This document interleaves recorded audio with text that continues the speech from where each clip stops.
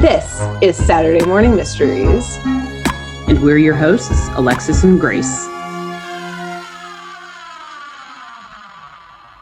Hello, good morning, and welcome back to another episode of Saturday Morning Mysteries, where we are your hosts. I'm Alexis. I'm Grace.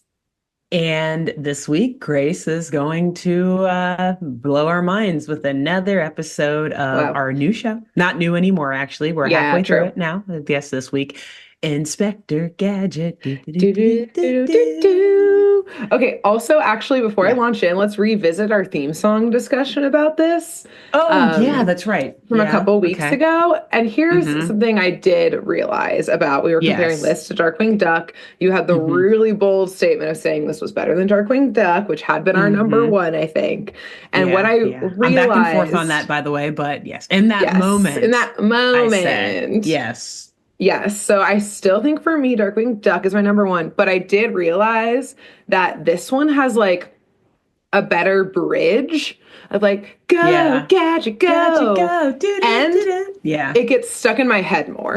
Like Darkwing Duck, like I can hear it and like, oh yeah, I'm jamming. I love it. And then I like, you know, kind of move on and occasionally say, let's get dangerous. But this one I find like I'm doing dishes and all of a sudden I'm like, Inspector Gadget.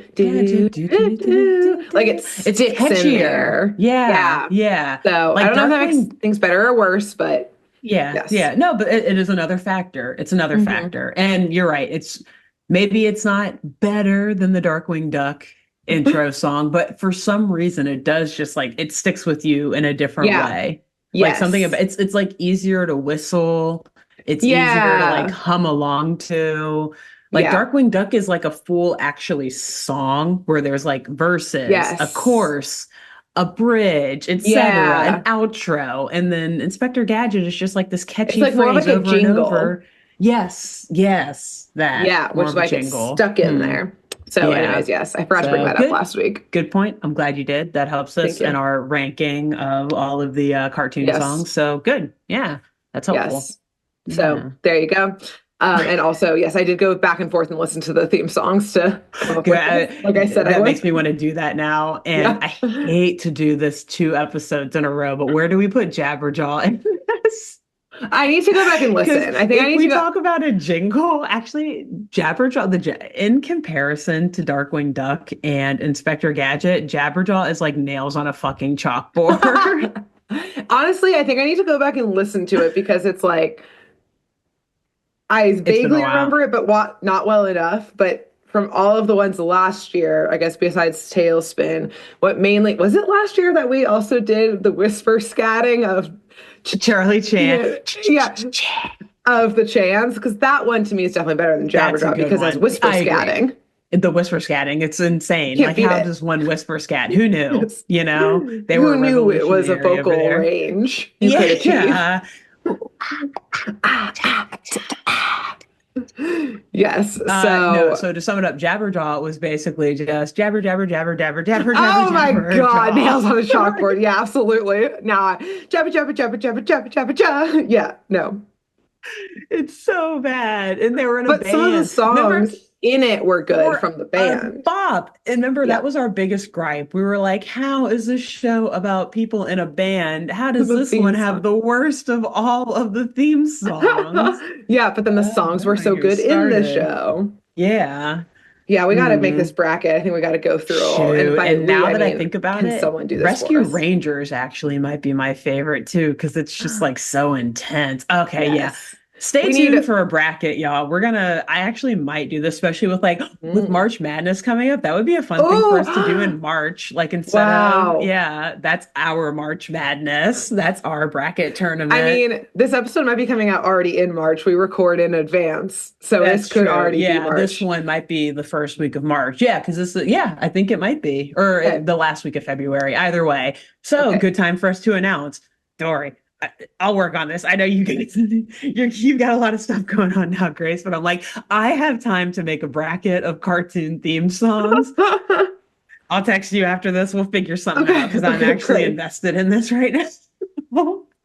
Perfect. For what it's Beautiful. worth. Maybe this will be Anyways. our we'll have like little bonus episodes of us talking about it. Yeah, we'll try to fit it in. Yeah. Perfect. I'm gonna take some PTO days here soon so we can use them to record these. I hope my boss isn't Beautiful. listening. Anyways, Wow, now on great. that note, let's quickly change the subject into something more serious. Inspector Gadget. Yes, more serious, indubitably. So today I will be doing season 2, episode 5 of Inspector Gadget, entitled "Mad in the Moon." But before I start this episode, I have something to confess first to you, because I could not lie to you about this. Is how I find my episodes. I usually just like go to Wikipedia and say like episode lists, and I like jump around like reading the description, which is usually like a line of like Gadget goes to the circus or something like that. Or and that's literally the name of the episode too. Yeah. Gadget Or I at the base it circus. solely off of the title. And so this one, I think I had seen like the description of like the moon. Obviously, we're gonna talk about the moon here. And so I was like, good. okay, great. But I accidentally wrote down the wrong title. And as I was going through this episode, I was so confused about the title I'd wrote down. Because I was like, what the fuck does this have to do with like the moon and space? I'll just give that away. We're talking about the moon and space today. Cool. And it's because the episode I wrote down was actually episode 6, like the title, which is NSF Gadget. Like NSFW, not safe I know, that's for what I work. was thinking. I was like, wait, what? And so my entire episode, I was like, why the fuck is it called NSFW or like NSF? Yeah, Gadget, yeah. Yeah, Gadget. And it got me thinking, because then after I, realized my like mix up, I was like, okay, I didn't watch the episode that was actually NSF Gadget, but like, let me look what this episode is. Like, why is it called that? And there's like wiki fandom pages. And the wiki fandom for that episode that I did not do said it was a play on NSFW. But Alexis, this episode came out in 1985. Thank you. So I said to myself, were we saying that back then? Yeah, when did we first start saying that? Not safe for work, NSFW. And you know what? I'm here to postulate today. Please that do. Inspector Gadget coined this term because, according to a Vice article, that's right, I also read something besides Wikipedia for this episode today. Thank you. Thank you. I will also give you your award. This is like the I'll have a award for like humanities or anthropology or something. Yes. So basically Vice found or thinks it's widely believed that the usage of this acronym only goes back to 1998, where on a Snopes.com throwback forum, someone used it saying like, hey, please mark your, things that you're posting with NSFW because kids like use this site too. So like, please mark it with that. And it's coined as like one of the earliest internet terms, which would have been like 13 years after this episode came out. So yeah, maybe that person was a child watching Inspector Gadget and they thought NSF Gadget, not safe for Gadget. What if, and then he became an adult 13 years later and he was posting something in a forum on Snopes.com and said, there was a phrase I remember from my childhood, NSF Gadget. Hey, mark these pictures as NSFW. Boom. We just said it. That's history right here on Saturday Morning Mysteries. Where's our historical prize? Yeah, we're winning all the Nobel Peace Prizes this year. This is great. We're gonna sweep this year. The economy and such, humanities and such, linguistics and things, and et cetera, et cetera. Yeah, and there's probably going to be more to come. So yeah, just wait. We're just getting started. It's still only either the end of February or early March, depending on when this episode comes out. So time can only tell. Yeah, who knows what this year's going to bring for us. But also great discovery, by the way. What a mix up to have and then to actually learn and or wildly speculate history out of. Yes, exactly. Yeah, I was like very proud of myself for deep diving into that and learning this fun fact. And shout out to I think it was a woman who posted on Snopes.com in 1988 or 1998 and one of the first internet terms. Incredible. Yeah, just like that. Crazy. Yeah. So yes, if you think this is an insane way to start my episode recap, You're right. May I remind you, this is called Mad in the Moon, so we will go to the moon this episode. Also true. So, yes. Yeah. And that's actually where we start today's episode already, is out on the moon. Yep. Okay. We see a like moon rover type of thing just like plodding along, and it opens one of its doors and like a slide comes out of the door.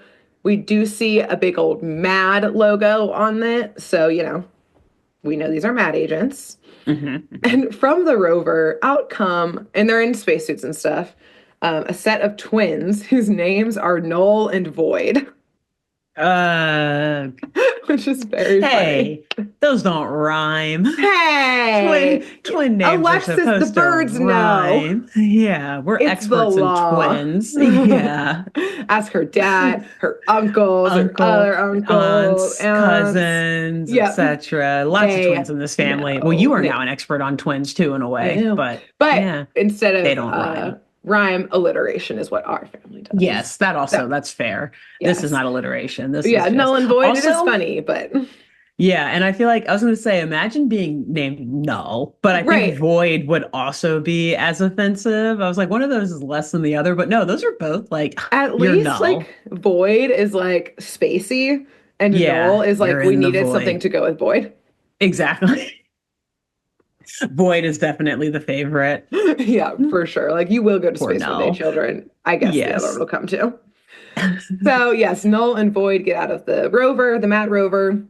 They are M.A.D agents, and they're both pretty short. Mm-hmm. They've got like very round heads within their very round space helmets, big thick mustaches, kind of like I think round black glasses, and on top of their helmets, they're both wearing like bowler hats. So they almost look like, I don't know, like Victorian and or industrial age, like businessmen, like they would be accountants. Bowler hats are like they've got the rim going around, but they're like more rounded, right? Yes. Not a fedora, but correct. Wow. Yes, on top around their spacesuits, you say? Yes, on top. Interesting.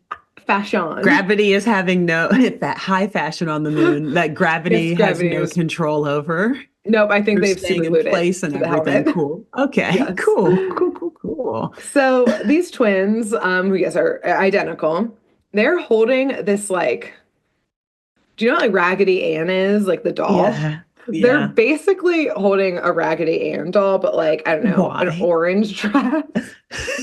And they've brought a bunch of them actually to the moon, but not because they're just dolls. I think that they're in this, Raggedy Ann's kind of creepy, this creepy doll form, because they needed to smuggle some things to the moon. And this was how to get it through customs. Because within each doll are bombs. Is it really? Yeah. There are a bunch of bombs.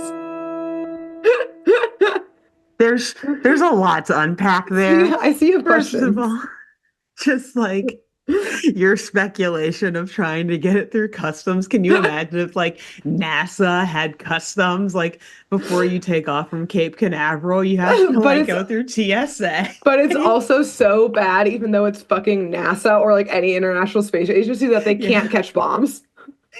Like they can send you to the moon, but they can't figure out that like you have 80 dolls and they're all bombs. They will definitely take your 3.5 ounce or whatever lotion bottle or liquid bottle. Can't take goddamn those Raggedy Ann dolls. What a good. They just really need their comfort dolls. We all got them. And of all things to put bombs in. All right, I'm seated. I'm excited to see where this goes. You're strapped in like you're in a spaceship over top. Exactly. Ready to launch. Exactly. So these bombs they've brought here, these doll bombs. I was gonna start singing freaking Elton John, Rocket Man. I was like, I'm gonna stop before we're gonna get so derailed. Yeah. And I think it's gonna be a long time. Wow. Like this is the entire episode. Yeah.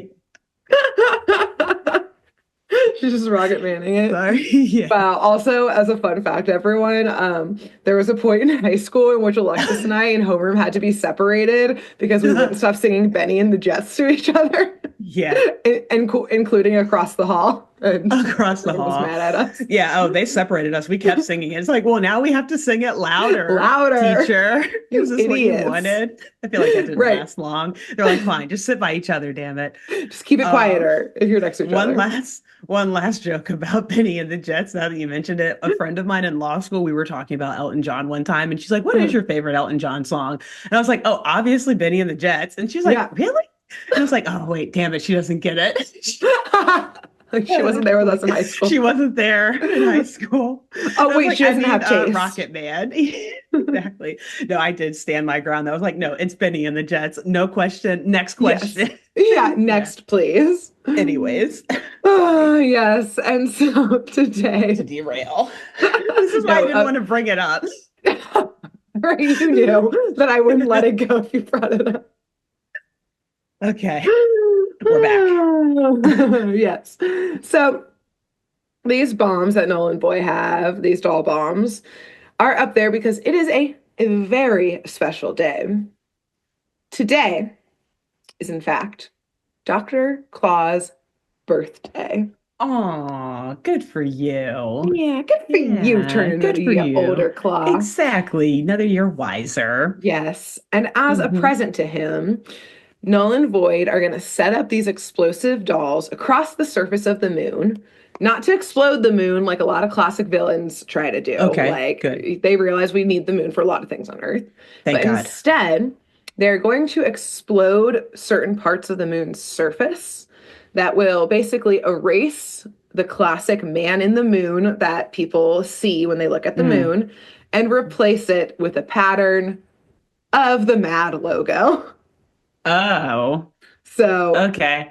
Yes. Okay, cool. I thought they were going to say at least Dr. Claw, but then I remembered we don't see Dr. Claw's face, so they can't. Exactly. Yeah. Yes. Okay, that's so it's a birthday something. present.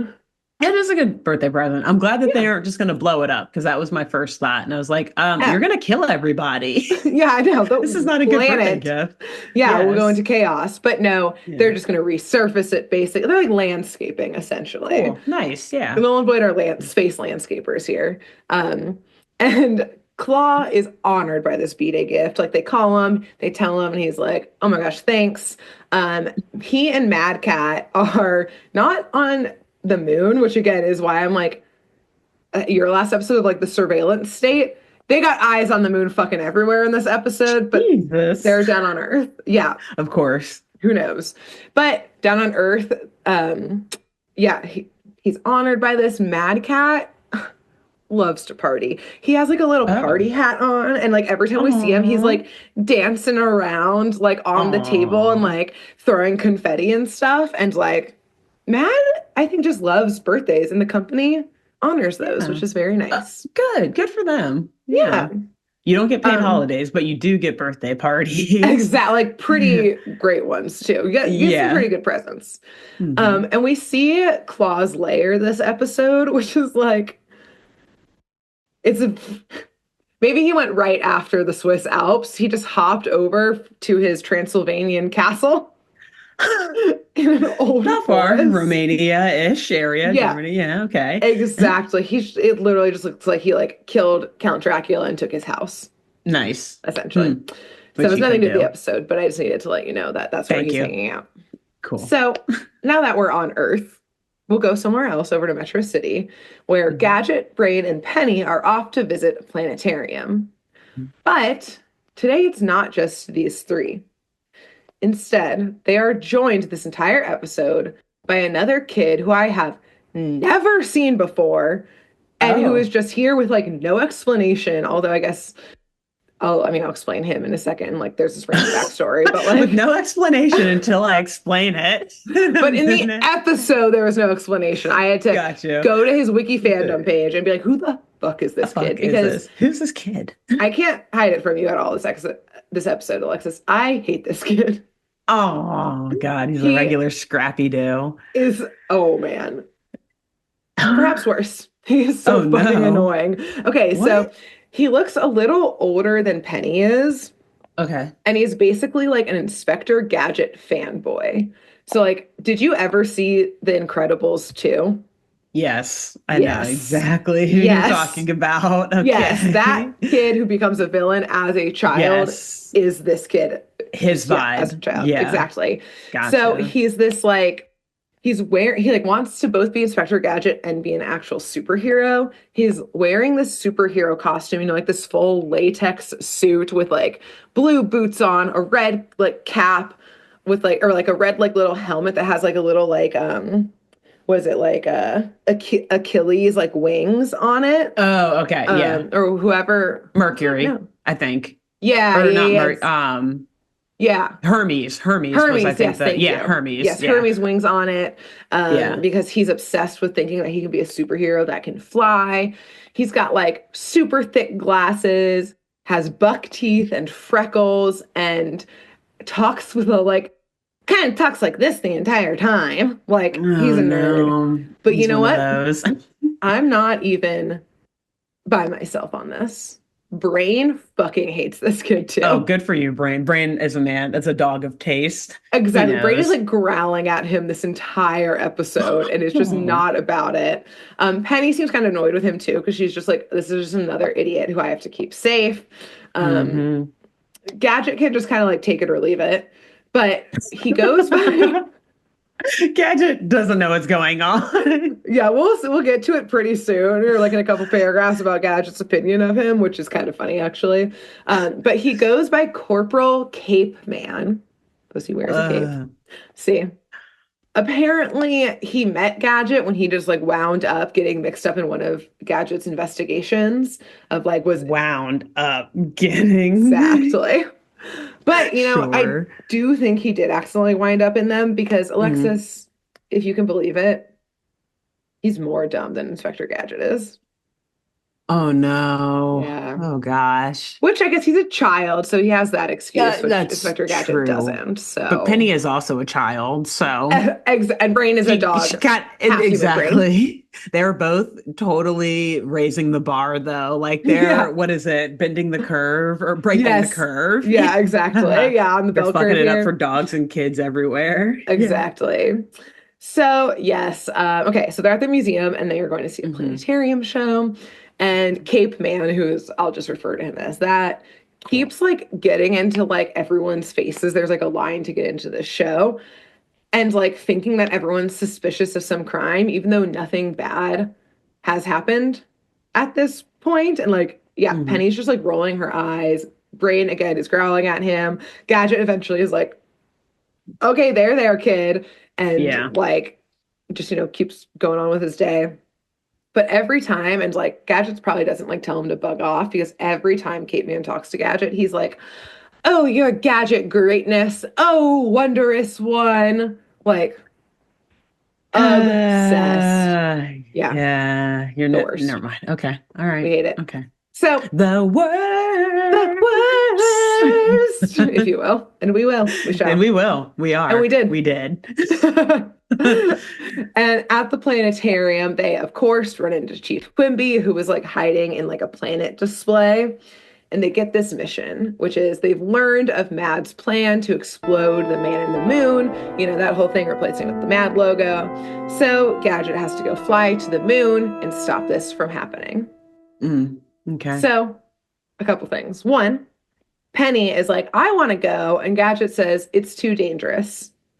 But then Penny says, which is like absolutely a lie, but I told my teacher I'd do a report about the moon. And Gadget goes, okay, come along. What?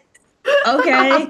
Get in your fucking computer book and write your report on the moon then. Yeah, What are you go to the doing? library then, kid. But also, what a fucking flex. Can you imagine if Yeah, like you had it and you're like, oh, excuse me, I deserve an A on this report, Mrs. Whatever, because I fucking went to the moon. Like you I take deserve pictures an of A you the on the moon. rest of the year. In fact, I just Dude, graduated. every other kid in that class is like, again, she just freaking broke the curve. They're like, what? Yeah, they're like, oh They're my freaking throwing God. their paper mache volcanoes in the trash. Like, yeah. Right, what's the Their little point? dioramas. Yeah. Like, Yeah. man, this thing sucks. I can God, they're never go to the moon. styrofoam Jupiters. They're Yeah. like kicking down the hall. Yeah. So that's the first thing. The second thing is this just a ploy to get Gadget to Claw's birthday party? Oh, Maybe. maybe. Okay. Neither confirm or Huh. deny. Yeah. And But we can third, wildly but speculate. we can, we will, and we did. We did. So, third, let's briefly talk about the phenomenon of the man in the moon. Yeah. So, for all of those who are able, got good vision and can see, the moon is just not a flat, one-colored surface. This lunar body is made up of dark spots, which are actually hardened lava plains, and it only appears darker because the volcanic rock obviously is less reflective than like the other type of rock and materials on the moon. And so the other parts of the moon are kind of called the highlands, and those are like the lighter, brighter, more like silvery parts that we see. So when we look at the moon, why do we see a face? For example, thus the man in the moon. And it's a phenomenon called, and I should have looked up how to actually say it. I obviously am horrible at pronouncing things. Do your best. Oh, I won't. There's one thing I can guarantee, it will never be my best. Oh, Just God. kidding. I'll always do my best for you, Alexis. Thank you. It's pareidolia. That's probably it. Pareidolia. You did your best. Yeah, whatever. Yeah. It's the tendency to see familiar shapes and faces in inanimate objects. So basically, it's like the habit of humans to impose a meaningful interpretation on like a nebulous stimulus when there's no actual like interpretation to be had. So it's like when we also look at the clouds and see like a duck in the clouds. Yeah. Or when people see Jesus's face on a slice of toast or in their dirty towel. So we're in the Shroud of Turin. Okay, go off, Nobel Peace Prize in exactly psychology. You. Yep. And so with the man in the moon, this is called a lunar pareidolia. However you say it. It's obviously about the moon. And it turns out the man in the moon also falls into one of my favorite categories of all time. I will always bring it up when I am able to and shoehorn it in, which is a global phenomenon that existed across different cultures around the world before they were in contact with one another in any way, shape, or form. So nice. I was waiting for you to say some sort of museum heist or something. We're gonna steal the moon. How did someone steal that or try to? They stole, the Shroud of Turin in a heist. I was really waiting. I was like, oh, she's going to talk about museums somehow. Here it comes. Yes. This is my other favorite topic. The other thing, yes. Which you can often learn about in museums, probably. Most likely. So, yes, it's not always a face in the moon, a man's face in the moon, like we often, at least in like present day America and Europe often says it's a man in the moon. So I'm going to take you through some Wikipedia found examples of other shapes in the moon and myths behind them, which I also got some from the Royal Museums of Greenwich website from the UK, or Royal Museums Greenwich website. So I'll start with, again, some European traditions. So some European traditions say that it's not just a man's face in the moon that we see, like the eyes and mouth, but rather a figure of a man who's been banished to the moon for some crime. Sometimes it's for like gathering sticks on the Sabbath. And it's because it looks like he's like carrying a stick and like you can't work on the Sabbath in like, traditional like Christian and Jewish religions. So I'll also be posting pictures, plug for our YouTube. I'll put them up on here of like the drawings that people have done of like how they see these things. Cool, because I'm trying to see it and it's... I couldn't see any of it, including like the man's face on the moon. I was like, let me have someone draw this out for me. And you said these are like old world kind of interpretations of it, right? So basically before TV and the internet, when all you could do at night was stare up and look at the moon and think up these things forever. Exactly. Forever. And in another kind of same like Christian vein, Dante mentions the man in the moon multiple times in his work, both in Inferno and in Paradise, claiming that actually the man up on the moon is Cain, a la the Cain from Genesis. Cain and Abel. Yep, exactly. Oh, yeah. Like because he killed his brother Abel, first the son of Adam and Eve, blah blah blah, punished by God, and I guess in Dante's Inferno was like got booted up there. That man must have been a writer. I like that. That's a good one. This is a much better interpretation of the consequences of Cain than how other people have done it through history. Anyways. Exactly. Yes. In Chinese mythology, there's a goddess named Chang'e who is stranded on the moon because she drank a double dose of the elixir of life and like chose basically like the moon as kind of her like immortal resting place, I think.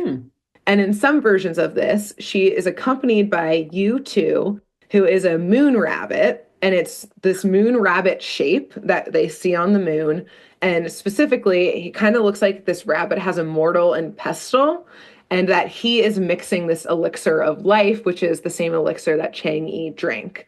And so we see U2's shape on the moon. What? U2? Yeah, it's YU space TU. It's probably said differently and a lot more beautifully than I say it. Maybe, but if not, this is a deep cut, but that I think inspired a Pokemon character, and I'm just going to keep it moving from there. Oh, never mind. Probably, I didn't look into that, but it probably did because in Japan and Korea, they also see the shape of a rabbit. That's, on the moon, and thus, Pokemon Japan. Interesting. But the rabbit here, and like a lot of these like stories are still like relevant in cultures. So like in Japan and Korea, and like this is how I knew this one beforehand because of this, especially in like the Japan like vein of things, is that the rabbit, instead of like mortar and pestle for the elixir of life, is instead making medicine or rice cakes or things like mochi, which is how I knew about the rabbit on the moon. Is like there are moon rabbits who make mochi up on the moon. Interesting. Yep. And then here where I live in the Pacific Northwest, the Salish people see a toad on the moon. And the story here is that a wolf fell in love with this toad, but the toad didn't trust the wolf. So in an attempt to escape its advances, the toad in one giant leap leapt onto the moon and has stayed there. Also, that's sad. The wolf loved you, man. Loved you, but also I'm sure it was like the wolf was going to actually try and eat it. It was just a trick or something like that. Yeah. Okay. Gotcha. Who's to say? I wasn't there in any of these cases. Any of them. Surprise! I'm not Dante writing the Inferno. It's not my Inferno. Yeah. Or your paradise. Or my paradise. And so, anyways, interesting. Yeah. So, and again, I'll post some of these pictures of like what these actual shapes look like. And it's all on the Wikipedia page. You can scroll through, and that, what is it? Royal Museum Greenwich website also has like a lot of the good drawings of it. Cool. So, back in our episode, Gadget, Penny, and Brain hit the road to the space station, I guess. Notice how I said Gadget, Penny, and Brain are in the car. Oh, that's right. I already blanked the other kid out of my memory. It would be good if you did this whole time. And Kate Man, he wasn't explicitly invited and wasn't explicitly told that he wasn't invited. So he's just jogging alongside the car. And like, not like, wait for me, like Gadget's talking to him out the window as he drives. Oh, he's like, no, this is how we travel. This is how we move as a group. Every single time as a group. And every single time, except for when they're like on the actual spaceship, anytime that I'm like, oh, Gadget and Kate Man go this way, Kate Man is running alongside Gadget in a vehicle. Every time. Nice. So, yes. He's got to keep him in shape. This is his training. You want to be a superhero, man? You got to be able to keep up with a running car, or you got to run with a car. Yeah, exactly. So, yes. Also, though, they at some point, like, I presume have to get on a highway, and they get there before Kate Man does. He's got to run the whole fucking way. He's just like out of breath, station, sweating, dirty. This kid definitely has asthma. Yes. Like, he uses a little inhaler. Exercise-induced asthma. Yeah. How's the best of us? Yes. So, yes, they do get to the space station, and it's kind of what you would expect from a rocket launch site. You know, there's a bunch of warehouses, a lot of machinery. Yeah. The space shuttle itself, like, basically looks like a jumbo jet. We kind of get the hint that, like, and eventually when we do get to the moon, we see, like, there's a bunch of structures on the moon. So I think it's implying that, like, I don't know, we've already started to, like, mine the moon or some shit, or, like, send commercial flights there. So it's kind of combining like normal air travel and the moon. So there is TSA then. They should have scanned. Yeah, you didn't believe Raggedy me. I Ann was going to wait till we got to it. Yeah. But I wasn't wrong, probably. I think. Even though, yeah, Inspector Gadget definitely is like going off 1,000 alarms as he goes through. Yes. So, anyways, they're there. Right now, it's just the car gang. Kate Man hasn't arrived yet. But we see kind of lurking around some of the construction site is a very tall, thin man. He's got like very pointy jaw. He's like a head to toe, including like a hood. Like you can see his face though. Skin tight, like black outfit. I was like, this latex? NSFW. Right, the writers messed up the naming of these episodes. They did mean to name this. They're like, oh shit, the moon episode was supposed to be the next one. Yeah, oops. Wait, yeah. And you said it's like over his head too, so it's like just his face. We is can showing literally and just see his face. And he's in just like the black skin suit or whatever. Yes. I think like his hood is gray, but yes. And on the black cat suit, if you will, Gibbs suit, if you will. Cool. Good. He does Appropriate. Excellent. Good for kids. He does have right on his chest a giant M.A.D logo. So, and he's talking to Gadget. He's not talking to Gadget at this point. He just sees Gadget arrive. Oh, sorry. Okay. Yes. Okay. And he does get a call from Claw, who, of course, is also seeing this and says, Gadget can't get to the moon. Parentheses, my birthday party's here at my castle, not on the moon. Yes. Don't let him get there. Otherwise, he'll have to come back and it'll be so complicated and confusing. Mm-hmm. He'll be late. Yeah. He'll be so late.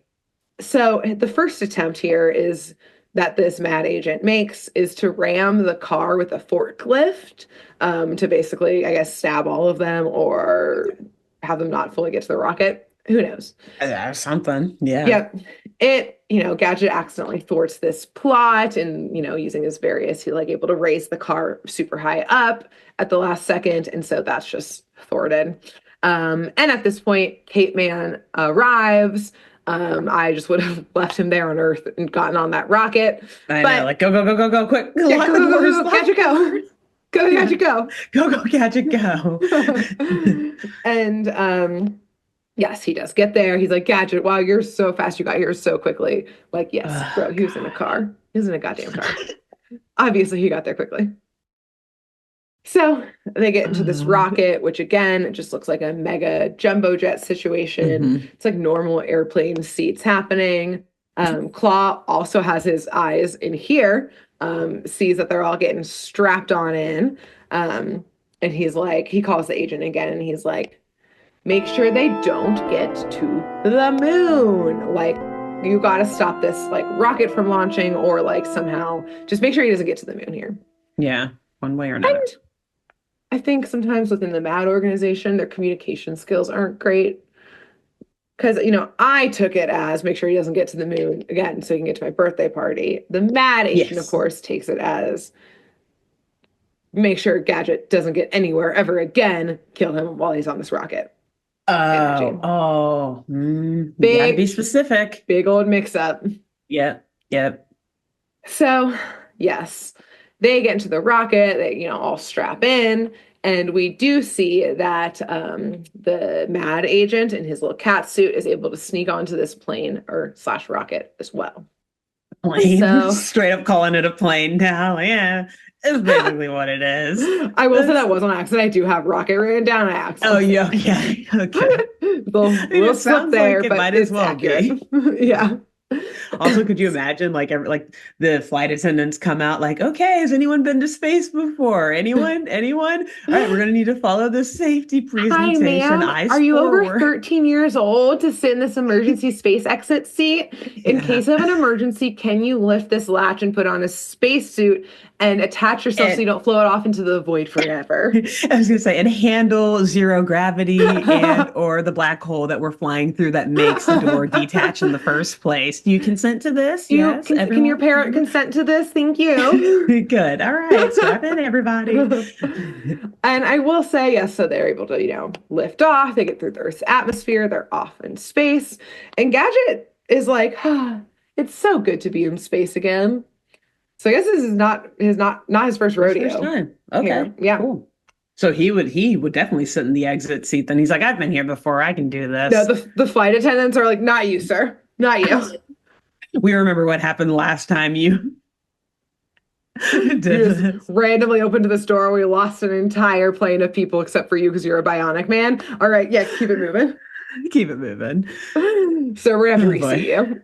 Yes. They actually put Gadget in like the jumper seat in the back where like drunk people have to go sit. Yeah. Like strapped in. Yeah. With like marshals surrounding him. Just until he gets there. They can't fuck up this flight. So anyways, they settle into this trip, which by the way, if, by our technology should take them 3 days, but I think it's probably, that's how long it takes us to get to the moon is 3 days from Earth. But it does seem like they probably have better technology. So maybe it just takes way less time. But basically I'm like, can you imagine being tracked for 3 days with Cape Man on an enclosed rocket? I would also open the exit door for all of us. Yes, I was going to say, that's probably why Gadget used the emergency exit door last time. Yeah. Be out. It was actually the void Brain. Is better than this. Oh, it was. Brain was like, get him out of here. Yeah. So, yes, now in the plane, it is, they've got 0G going on. So everyone kind of gets to like fly around and float over. And we see the MAD agent go over to Gadget's seat and say like, oh, the crew and like pilot need your help with something. And you pointed this out earlier when you said like, oh, is the MAD agent talking to him? He hasn't changed. That MAD logo, front and center. And he's, okay. All right. Yeah. And still in the GIMP suit. Never not in the GIMP suit. No, that's his main outfit. The MAD logo came later. Yeah. Exactly. That's what he wore to work that day. Yeah. Wow. So not even trying to hide it. Okay. Not even trying to hide it. Which also, I guess, like, where are they going to go? They're now stuck with him in here for the next, presumably, 3 days. That is true. That's true. Yes. But now they know he's a target, though. I mean, they could now. Right. Just take care whatever. of him. Hey, not my secret agent organization. No, exactly. Let him do what he wants. Yeah, and of course, Gadget just simply doesn't see this MAD logo right in his face, and he says, "Sure, of course he'll help." So the agent leads Gadget to like the back of the plane. Of course, Caveman follows him. Penny suggests that Brain goes too, which I assume she saw the MAD logo, or she just wanted some goddamn peace and quiet because she's just been like, Caveman is just nonstop talking. So I'm sure she's just like, I just want a little meditation moment for myself. Brain, can you just also leave? I need some quiet time. I need some Penny time here. She needed to drink her Bloody Mary. Yes, exactly. Also, flight attendant just brought her. What? Yes. Also, sorry, everyone. I'm not going to cut this part out. A beautiful buck just crossed my yard, like a little 3-pointer. And it was very beautiful. He is very big. Oh goodness. Yeah. So, anyways, that was our don't cut that moment. Out. I saw you like perk up, and it looked like you were looking out your window. I'm not going to lie. I was hoping it was going to be a turkey, like flying in your backyard. Okay. I'm sorry to totally divert us again. In the winter time, turkeys kind of like hang out in bigger groups. And the last time I counted, our turkey gang was like 16. Like, holy shit. Yeah, rolling deep. Yeah, because they kind of gather in greater numbers, I think, in the winter time. So anyways, yeah. Are you guys building up your defensive mechanisms around your house to protect yourselves? Yes. You can't take 16 turkeys. That's why we know from our cage fight. I'm dead. Yeah.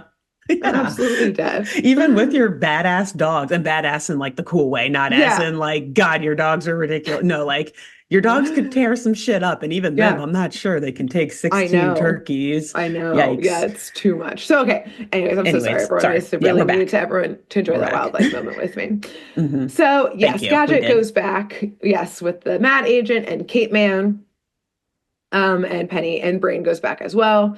Brain takes time, a quick second, to get into his fit for the episode, or at least as part of the episode, which he goes full drag as a female flight attendant. He's got a skirt. He's got fake lashes on. He is serving more than just preheated Towels. shitty airplane food. Nice. Okay. You So slay. I just imagine like the walk down the aisle way. yeah, You with the go cart. turning off the help buttons and He's going full everything. Britney Yeah. Spears. Yes. Da, Wine and da, da, Toxic da, immediately come da, to da. mind. Uh-huh. Serving those drinks and those looks. You And those go. looks, baby. Nice. So, to no one's surprise, Gadget and Cape Man are not very graceful in zero gravity.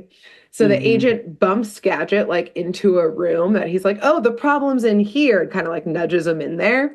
And as soon as Gadget's in there, the door seals behind him.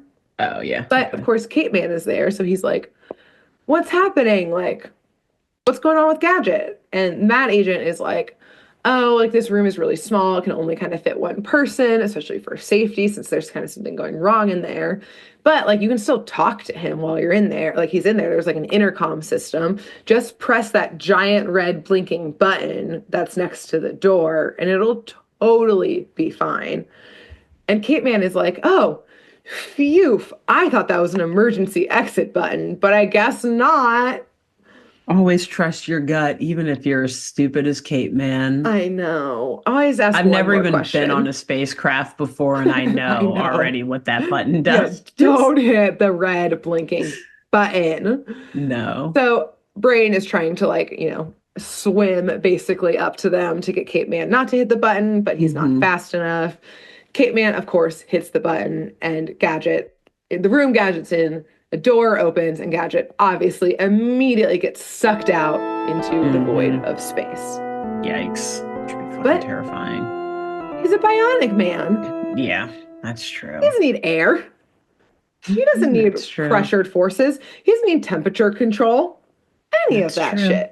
Yeah, Yeah. literally from like the nape of his neck, a space helmet comes on, like from Yeah. his back, a little jetpack comes, and he's able to just be like, whoa, that was a doozy, and just like shoot, shoot, shoot, shoot his jetpack his way Get right back back into in. the, yeah, Yep. okay.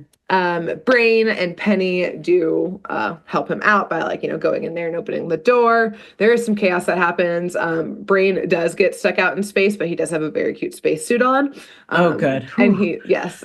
As you say, And brain will so not survive out there. You said he's that just a so dog. calmly. Okay, got you. Yes, no, he's got a little spacesuit on because Penny was like, you might accidentally get sucked out into space because, Cute. we're trying to save Gadget. So just in Yeah. case.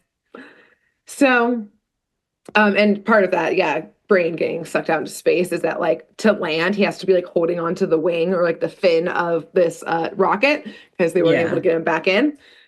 But he's able to land totally fine. And the Okay. first thing that happens when they land, because Brain blames rightfully Cape Man for losing like getting Gadget launched into space and then him launching into space. Yeah. Brain goes over and beats the shit out of Cape Man. It's like the like, giant dust cloud with like stars everywhere. And like Yeah. Penny has to like stick her hands into the cloud and like, like rip Brain out. And like they tumble back and she's like holding him Brain back from going out. Brain's got that dog in him, man. I tell you. Got that dog. Wow. Brain is Good pissed. He's like, I'm boy. done with this shit, man. This is the Yeah, third Brain's time like, I've almost died today. yeah, Brain's like, we've been on this flight for 3 days. I'm over it. Yeah. So luckily, Gadget distracts them. He's like, look, I got investigation to do. Me and Cape Man will go start looking into stuff. And he's like, Penny, here's like your own little, like, it's basically this like dune buggy rover thing. They're all in spacesuits, Mm. obviously, by the way, because they're fully out on the moon's surface now. And so he's like, I don't know, go have fun with Brain and like, I don't know, go drive this like lunar rover vehicle around. Yeah. So while they split up, we've got our Mad Agent twins, Nolan and Void. They're That's right. still, Okay. yep, they're still working hard up there on the moon. Hmm. They're like digging holes to place, like to bury these like doll bombs in. And how they're doing it is basically like they have these gravity guns. And so essentially they like are able to shoot in a spot and or I guess kind of shoot anything and control that thing's gravity. So like if they were Okay. digging a hole, they could like shoot the dirt, move the dirt out of the way, Gotcha. and then Okay. bury the doll like using the like gun essentially. So it's like Okay. you can like shoot an object and control it. They call it a gravity gun because they're in space, but basically, yeah, you're like telekinesising it via a gun. Gotcha. Okay. So, okay. Yep. So they're busy out there burying dolls. They've got like a whole map of like exactly where each doll needs to be placed and has to be buried so it can like, fully erupt from the earth to get this exact pattern that they need. They got all the schematics and everything. So as they're doing this, Claw sees that Gadget and gang have arrived on the moon. So he calls Nolan Boyd and is like, y'all gotta shut this shit down. How did he get here? He's not supposed to be here right now.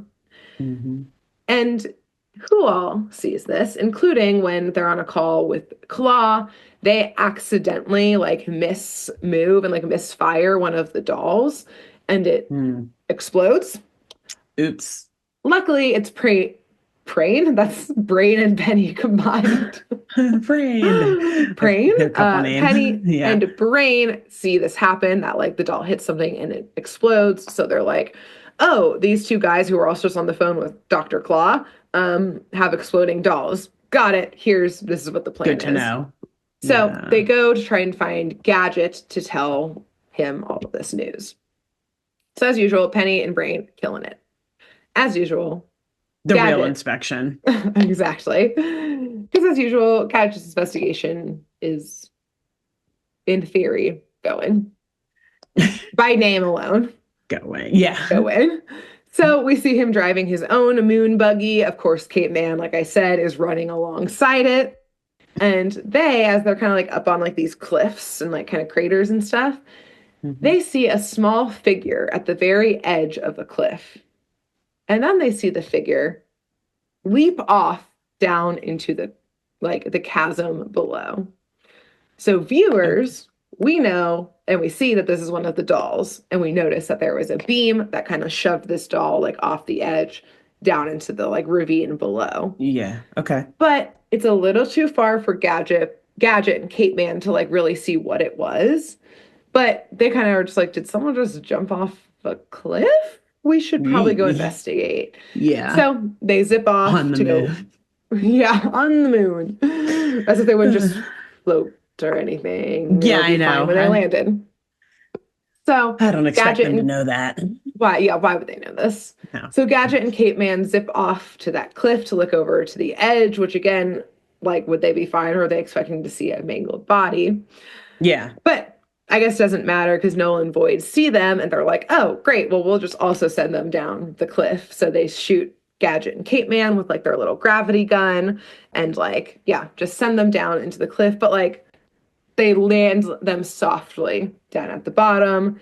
Okay. Maybe thinking they'll just like die in this hole now, or like they'll die when the bomb goes off or something. Either. Maybe? Yeah. Either or. Both, perhaps. They're like, hey, whichever one does it first works for us. Yeah.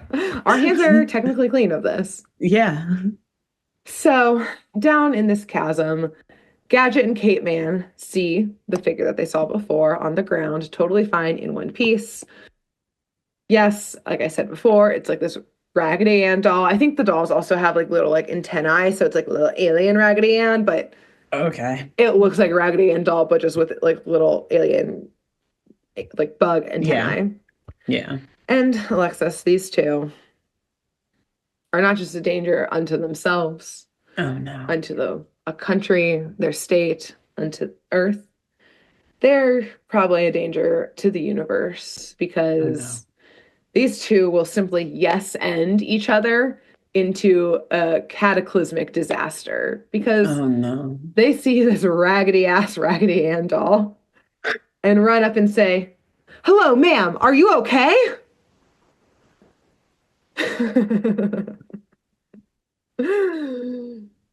So neither of them have ever seen a human woman in their life. Not like, I think this is what it looks like. Hello, human woman, is that you? Gadget literally gets out his badge and is like, "Hello, ma'am, I mean no harm. I am here to help you." And they start calling her. They're doll size, right? They're not life-size Raggedy. No. Okay. I didn't think it was worth asking, but I just figured. I'm glad you did for clarification. Yeah, just making sure. Yeah, no, they literally think this is they start calling her a moon lady because they think she is extraterrestrial lady. They think that this is an alien. There's two of them. Why are there two of them? This is too much. This is too much with these two. It's too much, yeah. So, yes, they think they now must I'm tired already listening to this. This is I'm exhausted. It must be exhausting. It's gotta be exhausting. The theme of this arc. God. Yeah. So luckily, Penny and Brain saw Gadget and Cape Man go down into that chasm, and they're able to run over there and like lower like a safety rope or whatever to down into the chasm so they can climb up and get to safety. But of course, Gadget and Cape Man bring the doll up, which Brain and Penny did not know were down there. They gotta save the moon lady. I know. Yeah. And they don't know it's a bomb. And I get like no one would know it's a bomb, I guess. But just like, know. Yeah. Come on. I want to pull my hair out. Okay. Yes, that's how I felt this entire episode with them. But Penny and Brain see this and they just basically do one big nope when they see this doll bomb. And so one of them like distracts Gadget and Cape Man, like kind of a little tussle ensues to try and get this doll. But eventually Penny and or Brain are able to like yeet the doll back over the cliff where, because it just got like rustled around, it absolutely explodes in like a giant mushroom cloud, like kind of sending them like back a little bit. Like Brain like flies into like a wall in the back and like, again, lots of concussions. Absolutely concussed. His like eyes are doing the little swirly thing. Oh no. Oh God. Yeah, not great. But this one lost bomb isn't a big deal for Null and Void. They brought extras. They had a feeling the stuff could go a little haywire. They didn't know what TSA was going to find, so they brought backups, et cetera, et cetera. Good. Okay. And they tell him that basically in T-minus 10 minutes, all of the bombs will be set and ready and will go off for his B-Day. Claw is like, yes, let's do it. Mad Cat, he is now fully shaken that like little chunky fluffy booty of his, throwing more confetti. He's got the little like air horn things going off. Mad Cat is ready to party with this new MAD logo on the moon. He likes to party. Exactly. He likes to party. He likes to party. So back on our moon here. Penny, after seeing this mushroom cloud explosion, is not fucking around. She goes off and like gets her blue book computer thing, and I guess starts like both using the radar to be like, all right, let's find, are there more bombs here on the moon? There's gotta be. She's able to like ID where a lot of them are. She starts running scenarios, which means like, I was thinking about it, I'm like, this kid is like the first coder ever. Like, in order to run scenarios like this, like she's hooked up to a supercomputer somehow remotely and is just like coding crazy scenarios and just like memorizing all of the like coding instructions top of her head. Like, okay, well maybe if we try this variable because she's making it for the first time. Yeah, literally. She is making the code. She is the rule. She is the rule. So yeah, she's trying to figure out basically like why are these bombs being put in such weird spots? Like what's going to happen here? And she's able to put together in one of the scenarios that when all these bombs explode, yes, the MAD logo will appear on the moon. So as she was doing that, Brain was left with Gadget and Cape Man, who hit the road again, little moon road again, and are looking for more of these moon ladies to save. Because I guess they thought that the giant bomb like was separate from it and just like killed the one they were trying to save. So they're all in danger. We must save them now. No, it's hard to interpret such stupidity. Honestly, it's like, I don't freaking know, man. I don't know how they got there, but they did. But they've arrived. And here we go. Launched themselves right here. So or that like it spontaneously combusted. Who's to say? So anyways, they pretty quickly find some more, obviously, because they're going around trying to find them, like digging them up and stuff. Every time they see one, they're like, hello, moon ladies. We mean no harm. We are friends, not foes. And Brain, rightfully, again, is just like, nope. And he leaves them. Good for him. Yep. Good for He him. goes off to find Penny so he doesn't die. But as he runs off, Gadget and Cape Man are like, no, Brain, like it's too dangerous out there. So they start following him. At the same time, Penny, now discovering all of this, she also goes to try and find Brain as well to tell him all of the info. But as Brain is running, he runs right into Null and Void, where they are burying the final and biggest doll bomb. And it's like one that's like the size of Brain. So it's not just like doll size anymore. They've got like one giant one, I guess, for, I don't know, some part of the logo. And in crashing into them, the doll ends up on Brain's back, which just like makes him get out of there even more. Yeah. It's absolute chaos. Everyone is like convening on the same spot at the same time because they're all looking for Brain. And for a moment, Null and Void kind of tussle with Brain to get the doll back. And in this process, like that doll somehow like gets launched over to Gadget's car. And so Gadget and Cape Man, which this car is full of these other dolls now, by the way. Like they've been finding so many of them. Okay. It's basically, look at all the ladies we got back here. We're picking up ladies on the moon. Yeah. We're on the prowl. And so, yes, Null and Void go after like that giant doll and of course see the car full of these dolls now. But again, in that tussle that like launched that doll out of the way, one of them dropped the gravity gun from their pockets and Brain was able to snatch it before they noticed it. So here's a couple of things happening all kind of at the same time. One, we have a standoff between Gadget, Cape Man, Null, and Void with the giant doll in between them. Like they're on either side of the giant doll. Gadget and Cape Man think this is the mother doll, the mother moon lady. Like, where do they get this stuff from? Sorry. Okay. Sure. Yay. So Yay. They're all just gonna die. This is my energy this whole episode. Like honestly, they deserve to get blown up at this point. Great. Yay. Birthday party. So, yes, at this point, there's like the standoff. They're like, don't get your hands off of her. Null and Void are like, what? What are you talking about? Who? Who's she? Who's her? What are you talking about? What are you talking about? Oh, God, it's giving me a headache. It's so painful to watch. It's so painful to watch. And so Penny finally gets to this, again, convenes at the same spot. She pulls up to Brain, who is like, let's get in your car and go. Like, this is a ticking time bomb, literally. But Penny sees the gravity gun that Brain has, and she takes it from him. And if we thought Penny had like enough of this shit before, let's recall the time that I thought and we decided was true, that Penny in the circus episode like interrogated someone by like lifting them up by his collar.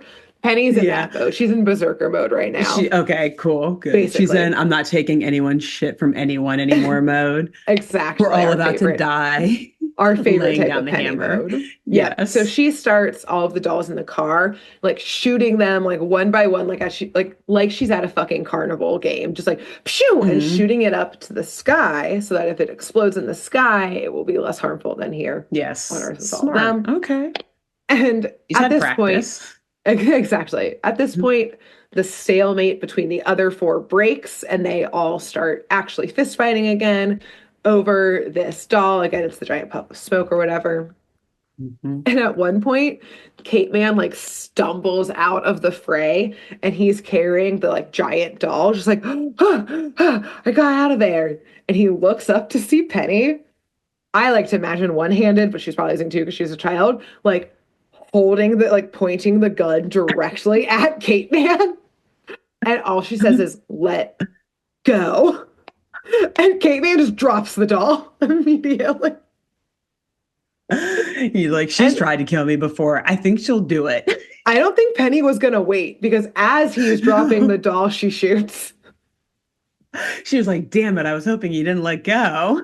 Yeah, fuck, I shouldn't have said anything. I gave him too much time. So, yes, Penny is able to shoot the giant doll, up into space right as that 10-minute countdown commences or finishes up. And all of the bombs indeed go off in the sky, which actually ends up looking just like a beautiful array of fireworks. Which is like, that's nice for a birthday too. It's actually like, that's still a very lovely present that Claw can probably see back on Earth still. Like him and Mad Cat are still partying down there. And that's the end. That's the end of the episode. That's it. Dr. Claw just turns off his computer and like goes downstairs to the party or whatever. Exactly. There's like a massive party already going on. It's all of these like corrupt world dictators and shit down like there. Businessmen and shit. Exactly. Like a bunch of other spy agencies. Like all of this shit. Dracula, because he's at Dracula's castle, basically. I guess he's like, throwing the party for Claw, actually. Exactly, yeah. I mean, Dracula has his own little, he's got his little tomb and everything that he sleeps in, so he's got space. Claw can take the main house for a few days. Exactly. Yeah, he just pops it off and goes back down to the party. He's a little sad that didn't work. Yeah. Gadget won't make it because it'll take 3 days to come back from the moon. Yeah. But he still has a great night and a great party. Exactly. The fireworks show ended up being fine. Yes, the M.A.D logo being permanently imprinted in the moon would have been better, but the fireworks are fine. It's okay, I guess. That's fine. Birthdays are always a little disappointing. Yeah, that's true. There's always if you something. have high expectations, like always something's going to kind of let you down. But he still has a great party. Mad Cat, of course, gets blackout. Has a great time. I was just going to say, you see Mad Cat like being like carried throughout the party, like crowd surfing with like champagne in his little kitty each of his paws. Mad Cat's doing bottle service. He's got like the sprinklers coming out of the champagne bottles, walking onto a table. It's actually because he's so small, the like, I think of like The Great Gatsby, where it would be like the champagne, like all of the flutes stacked up like a fountain of champagne. Yeah. He's at the top of it doing the spread. Doing that, on everyone. With this cute little party hat on. Yes, yeah. Man, what a good party. Nice. Yeah, we totally just didn't make up in our minds. It made me feel better to know that there was a good party at the end. So yeah, somebody had to celebrate. Yeah, exactly.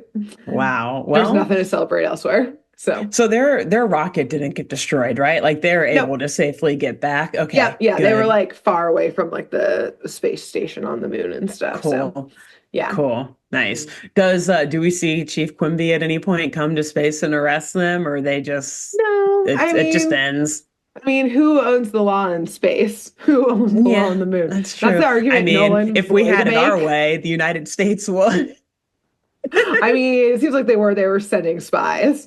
Yeah, something tells me that our president is working on a way for that to happen right now. So yeah, null and void though make that argument of like, actually, Gadget arresting us is null and void here on the moon because no one has jurisdiction over it, and those were too many big words for Gadget to understand, so we let him go.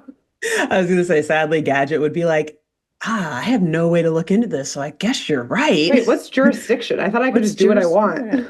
Yeah, which basically is what he does. And yeah. And gets away with it. Incredible. Great job. Thanks for sticking with me through this very chaotic. Anytime a cartoon goes to the moon, I'm always like, all right, the fuck's gonna happen? Yeah. Yep. Crazy shit's about to go down. Yeah. I think that actually is another theme of this Inspector Gadget arc is thanks for sticking with me. And I do like how we've been like all of Gadget's actual investigation, one paragraph. Sure. Like, this was a little more so I could tell you how stupid they were about these moon ladies. But we're just like fake sham investigation. Paragraph. One paragraph. Penny though. Pages. Dissertation. This is actually the investigative report. Exactly. Yeah. That she turned in to Quimby and signed Gadget's name at the bottom. Yes. Exactly. So wow. Yes, well, great job. It was very fun. Thank you. Again, a plug for our YouTube as we were talking about the moon faces and stuff. You can see the pictures or on our Instagram, Satmore Miss. You can also see the pictures. I'll post them there. But between now and next week, who should our listeners and viewers tell about the show? I think you should tell an astronaut. Oh, very nice. Yeah. Yeah, find them. There's a few. Yeah, there's some handful out there. Yeah. Some are stuck in space still, I'm pretty sure. They need something to watch and listen to. Yeah, that's right. When are they supposed to get back? Ooh, I don't know. Look into that. Yeah, they do need something to listen to, though. Yeah, they got Wi-Fi there, right? They can stream shit, probably. Oh, they're surrounded by satellites. They probably have the best Wi-Fi. That's true. They're right at the source. They're streaming at speeds we've never even heard of out there. Yeah. Well, I can't believe how wrong I probably am about that. Okay, so. Yeah, well, we're a cartoon comedy podcast. We're not supposed to know that kind of stuff. Who should they tell? Right. Yeah. I think after that, you should. I think we've already done twins before, haven't we? Yes. Yeah, I've talked about your family before. So instead... Yeah, people are still telling my family about it after this. No, I'm joking. They won't stop. They won't stop. I think after that, you should find... I'll tell you what I'm going to say, and I'll tell you what I was going to say and start laughing about. You should tell someone who runs heavy machinery and a forklift and tell them not to run into cars. My alternative was someone who wears a gimp suit. I mean, column A, column B. Either a little bit of both. We are a big tent podcast. The lost demo. Here. Exactly. Our gimp suit wearing demos. Where are you at? Where are you at? I'm sure. Yeah, it probably takes a lot to get that on and off. You got to listen to something while you're doing it. Exactly. While you're oiling yourself up and while you're washing off afterwards. Exactly. While you're probably sliding through tight spaces. Yeah, sure. Well, let them know, and we'll see y'all next week. Until then, bye. Bye. Thanks for tuning in to Saturday Morning Mysteries. If you enjoyed this episode, please share, rate, review, leave us a like, and drop a comment. We post episodes every Saturday and bonus tune tangents whenever we feel like it. So please subscribe so you don't miss the shenanigans. And if you want to follow us on YouTube, click the bell under the YouTube subscribe button to receive notifications when new videos are posted. And if you want to subscribe to the podcast, we have no idea what you're listening to us on, so just hit the big subscribe button on whatever app you're using. We believe in you. Give us a follow on Twitter and Instagram at SatmornMist, all the abreves, and let us know if you have any episode or show requests by emailing SaturdayMorningMysteries@gmail.com. Thanks to Jenna Kendall for the logo design and to Ava Sakiki for the music used during this week's episode. See y'all groovy kids next week on Saturday Morning Mysteries.